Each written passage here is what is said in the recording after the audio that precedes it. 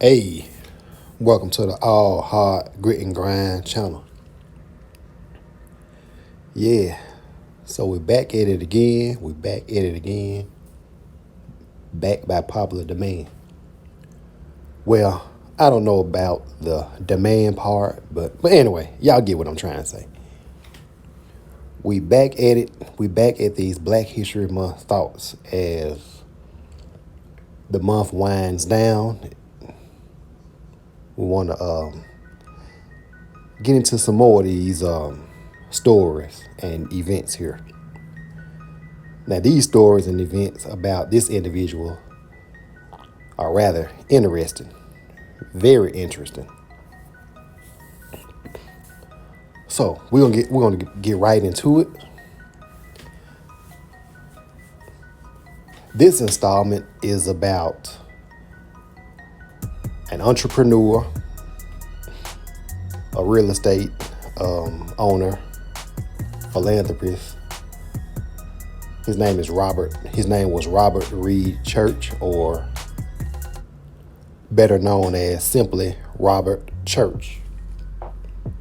He was born in Holly Springs, Mississippi in 1839 and passed away in 1912. Born in Holly Springs, Mississippi on a plantation to a black mother and a white father, which would explain why he looks the way he looks. He looks closer to being white than he does black. But I guess his mother was African American. They would consider him African American. But that's another story for another day, because nonetheless, his endeavors were aimed at helping disenfranchised, poor, and downtrodden African Americans that were seeking to better themselves. And he would do that by founding a bank. He founded his bank. His bank was called the Solvent Savings Bank. And this bank would afford African Americans the opportunity to get loans, buy homes, start businesses, and just make a better life for themselves,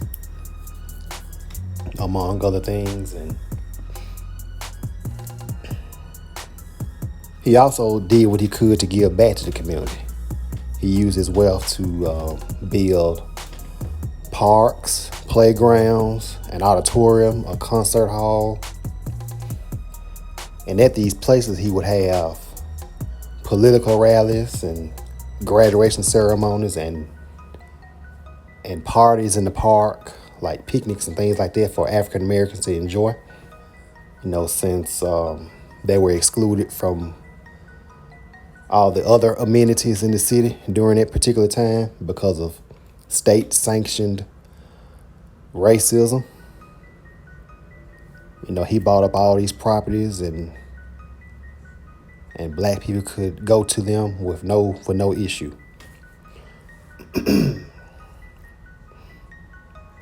So during now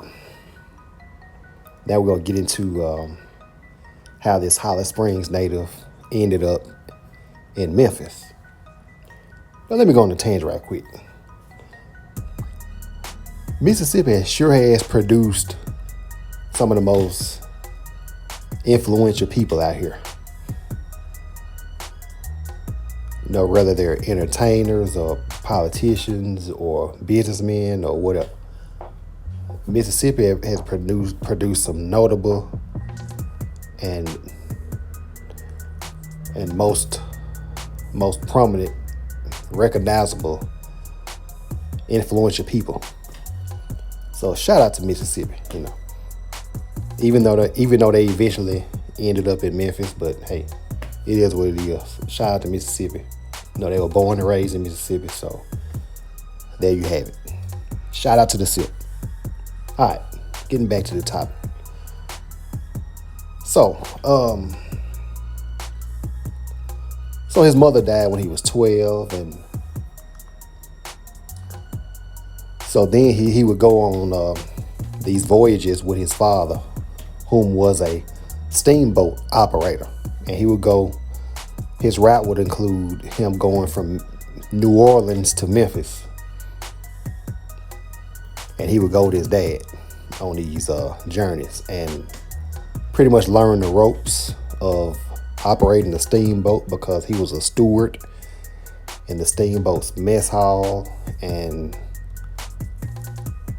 other jobs, other various jobs that he would do on the steamboat.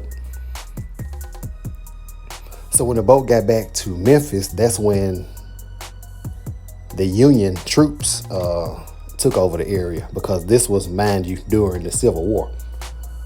So the troops had laid hold on Memphis, and they seized his father's steamboat, and in turn he ended up escaping.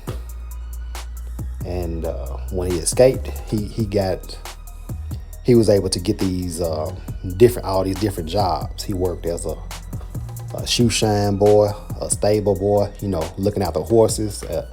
He was an assistant salesman. And eventually, he actually was able to save up some money working all these different jobs. And the first thing he bought was a saloon. Yep, a saloon. And then from there, he would eventually own multiple properties. And a lot of these properties was on Beale Street back then. Yep. And this was also during this epidemic that they had back then, called the yellow fever epidemic. It was from 1873 to 1878. It either lasted 5 years, or it was two different occasions in which the epidemic culminated. But nevertheless, when this epidemic happened, a lot of people left the city.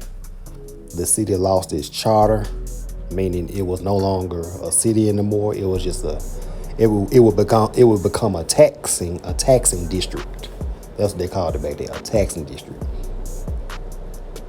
So 5,000 people died due to this epidemic, and 25,000 people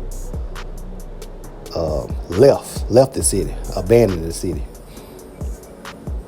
So Robert Church,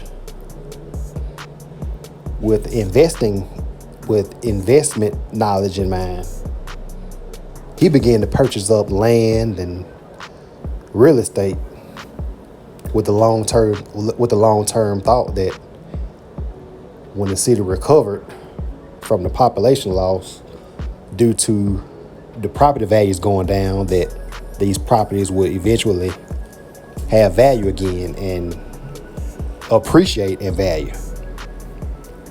So he knew even back then that investing would eventually appreciate in value. Investing in real estate would appreciate in value eventually as an area recovers from a disaster such as this. So he was very forward thinking. And a lot of us could learn from a story like this. We could learn how to maybe invest in some things that, appreciate in value, just like he did way back in 1878. And a lot of us are still trying to figure this out in 2024. But anyway, so he bought all these properties. He bought commercial real estate, residential real estate, bars, and as the years went by, it's estimated that he was able to collect $6,000 a month in rent. Yeah, y'all heard me right. $6,000 a month. That's some heavy change. I mean, that's some heavy change now. let alone back in 1878. Man, that's a lot of money now. But anyway, moving on. So, Robert Church was married 3 times. Well, the first time doesn't count because they were slaves. Him and his partner were slaves, so they don't consider that a legal marriage. But his second wife, he had children by her. He had 2 children, a girl and a boy. And the girl would go on to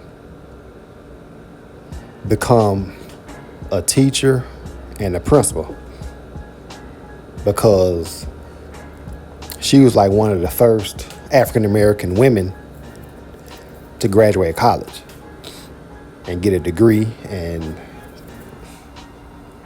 so that's why I say this story is very interesting, because what you're seeing right now is greatness and influence passed down from one generation to another. You're seeing excellence being passed down from one generation to another. And it's just extraordinary. It's just an extraordinary thing to me, And not only that, she would go on to be one of the founding members of the NAACP. And in 1896, she was the first black woman to be appointed to the school board of a major city.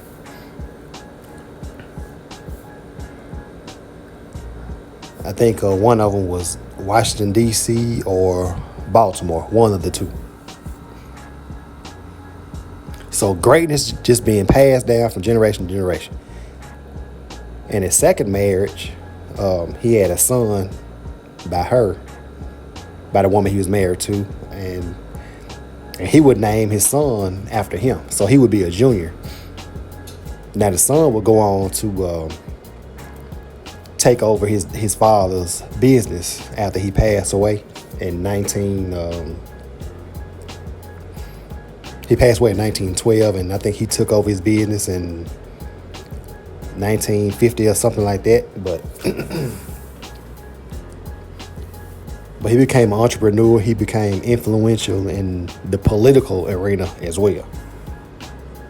And he would do that by starting the Lincoln League, helping black people to get registered to vote. He would go on to get 10,000 black people to get registered to vote. Yeah, 10,000 blacks.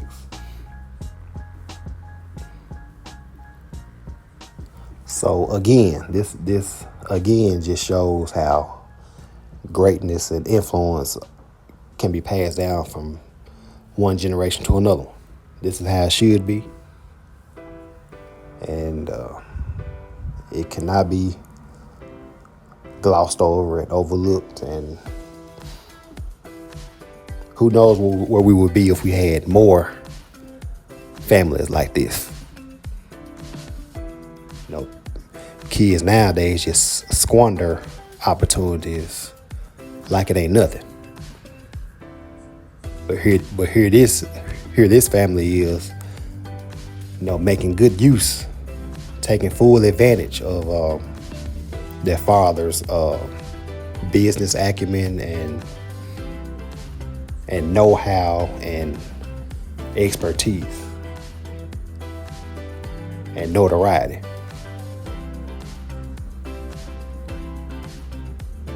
So that's pretty much going to conclude this installment of the Black History Thought series. And I hope y'all found this informative. And I will want y'all to hit the like button if you would. Thank y'all for watching. Now holla at y'all later. Peace.